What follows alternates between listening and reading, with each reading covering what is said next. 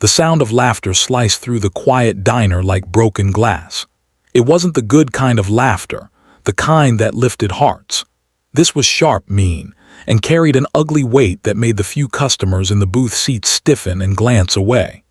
At the center of it all sat a girl, maybe 16, her dark hair falling into her face, her hands trembling as she tried to shield her cheek where the slap still burned. Her name was Lily. She had been born with cerebral palsy, a condition that made her body stiff and her movements awkward.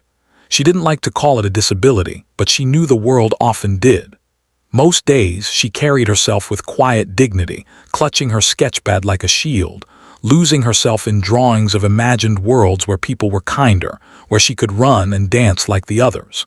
Today, though, she had only wanted a slice of cherry pie, the kind this diner was known for. She hadn't expected cruelty to find her in this small corner booth. 3 teenagers, loud and restless, had spotted her when they walked in. They saw the way her hand shook as she lifted her fork, the way her speech slurred a little when she answered the waitress. They didn't see Lily's heart, her art, or her strength. They saw weakness, and weakness in their world was entertainment. "Talk funny for us again," one sneered, leaning over her table. Lily kept her eyes fixed on the napkin she'd been sketching on, pretending not to hear. The second boy reached over, snatching the napkin. He squinted at the drawing of a winged horse. "What is this crap? Some kind of cripple art?" His voice was loud enough that forks clattered on plates around the diner, but no one moved. Everyone wanted to, maybe, but fear of confrontation glued them in place. When Lily tried to grab the napkin back, he slapped her hard across the cheek. The sound cracked like a whip, and Lily froze, tears springing to her eyes, her face burning.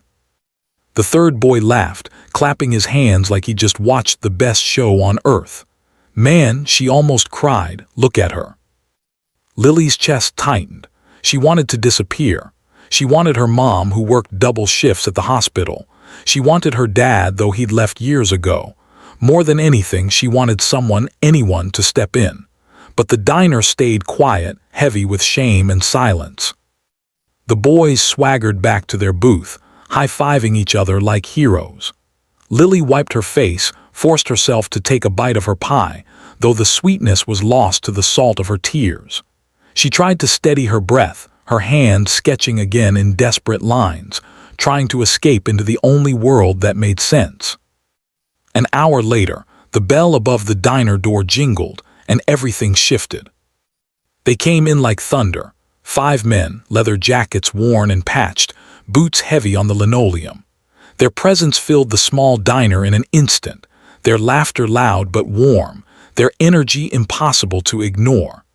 The patches on their backs bore the name of a local motorcycle club, known in town for being rough around the edges but never cruel. The teenagers stiffened. Their swagger shrank a little as they exchanged nervous glances. One of the bikers, a tall man with a thick beard and arms covered in tattoos, glanced around the room before his eyes landed on Lily. He noticed the red mark on her cheek, the way she kept her head down, and the napkin clenched in her shaking hand. He saw the silence in the room, the kind that spoke louder than words. "Hey, sweetheart," he said gently, walking over to her booth. His voice, though rough, carried a surprising softness. "You okay?" Lily's eyes lifted, wide and uncertain. She opened her mouth but couldn't get the words out. The biker crouched down so he wasn't towering over her. He smiled faintly. "You like to draw?" She nodded, slowly handing him the napkin with the winged horse. His eyes softened as he looked at it. "That's beautiful. You've got some real talent." He handed it back carefully like it was fragile. Then his gaze shifted across the diner to the 3 boys in the booth. His smile disappeared. "Which one of you laid a hand on her?" His voice rumbled like distant thunder. The diner went still again, but this time it wasn't silence born of fear. It was anticipation. The boys exchanged looks, but none of them spoke. Another biker, stockier and with a scar across his cheek, stepped up beside his friend. "We don't like repeating ourselves." One of the boys finally stammered, "We were just joking." She was laughing too. She doesn't look like she was laughing, the Scud biker said flatly. The bearded one straightened up, his shadow long across the boy's booth. Apologize. The leader of the teens sneered, trying to salvage his pride. Or what? The biker leaned down, his face inches from the boy. His voice dropped low, dangerous. Or I'll teach you what it feels like to pick on someone your own size. The boy swallowed hard, his bravado cracking. Finally, he turned toward Lily, his voice shook. Sorry. Not good enough, another biker growled. Look her in the eye, the bearded one demanded. The boy did, barely holding her gaze. I'm sorry. Lily didn't respond. She just nodded, not because she forgave him, but because she didn't want the moment to last any longer. The bikers didn't push it. They turned their attention back to her. You got anyone waiting for you, sweetheart? The Scud one asked. She shook her head. My mom's at work. Her voice was soft, halting. Well, until she's here, you've got us, the bearded biker said. He slid into the booth across from her. The others filled the empty seats nearby, ordering coffee and pie from the nervous waitress. Soon, the diner, once tense and heavy, was buzzing again, but this time with laughter that wasn't cruel, with voices that carried warmth instead of malice. Lily sat strutta, her hands steadying as she sketched. She drew them, their leather jackets, their heavy boots, but also their smiles. One of the bikers noticed and asked if he could have a copy. She promised she'd make him one. By the time her mom arrived, exhausted and still in scrubs, she froze at the sight of the men surrounding her daughter. But then she saw Lily's face, bright, alive, cheeks flushed not with shame but with joy.